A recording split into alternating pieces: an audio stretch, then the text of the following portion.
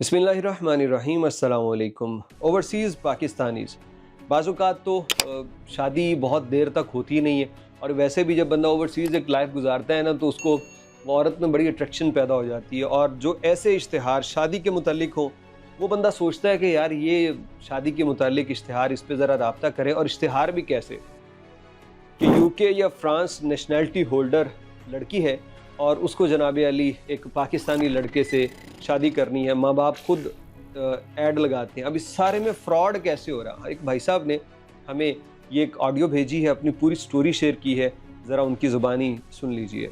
भाई साहब, इन्होंने यूके के नंबर से इश्तिहार लगाया कि यूरोप के लिए रिश्ता है।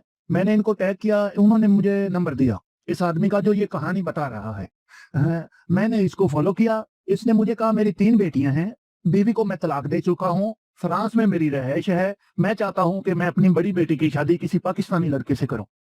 मेरा इससे राब्ता चलता रहा। इसने कहा मुझे अपनी तस्वीर भेजो, मैंने इसे अपनी तस्वीर भेजी। इसने कहा मैंने अपनी बेटी को दिखाई है, उसने मेरे से 7 दिन का टाइम लिया है। 7 दिन बाद इसने मेरे से फिर राब्ता किया।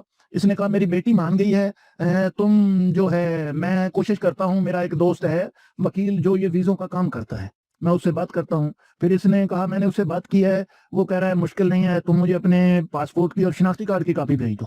मैंने इसे भेज दी। इसने कहा 225 पाउंड है फीस, कागजात के, उसकी फीस, वो मुझे भेजो। वो मैंने उसे भेजा।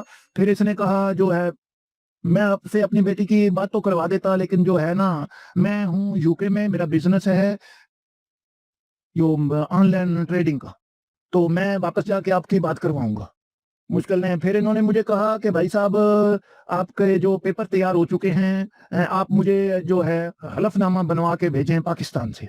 किसी भी अपने भाई को कहें, किसी भी रिश्तेदार को कहें कि वो बयान हल्फी मुझे बना के भेजे कि तू किसी क्रिमिनल रिकॉर्ड में मतलूब नहीं है। हाँ, पहले इसने मुझे कहा कि आप मुझे शनाख्ती कार्ड भेजें, मैं आपका रिकॉर्ड चेक करवाता हूँ इस्लामाबाद से। मैसेज भी किए और लोकल नंबर से कॉल भी की। हैं, उस वकील से भी मेरी बात होती रही। इसने कहा आप मुझे फीस अदा करें एम्बेसी की, जो है 770 पाउंड। मैं आपके पेपर एम्बेसी में चले गए हैं, मैं आपसे एम्बेसी से आपको टाइम लेके देता हूँ, आपका वीजा लग जाएगा। मैंने आपको स्पॉन्सर किया है, टिकट भी उन कागजात में भेजी है, सारा सिस्टम भेजा है। लेकिन मैंने कहा मेरे पास तो 770 पाउंड, वो तो 2.5 लाख रुपया बन रहा है, मेरे पास इतने पैसे नहीं है। इसने कहा तुम मुझे लाख रुपया भेज दो। ओके, तुम मुझे लाख रुपया भेज दो, बाकी जब हम इधर वीजा चेंज करेंगे शादी का, उस टाइम आप वकील को दे देंगे। और बाद में इसने नंबर बंद कर लिया। इनका यही तरीका है। इन्होंने मुझे कहा कि भाई साहब, मेरे साथ जो हुआ, मैं चाहता हूँ कि दूसरों के साथ ना हो, आप इस पे स्टोरी बनाइए।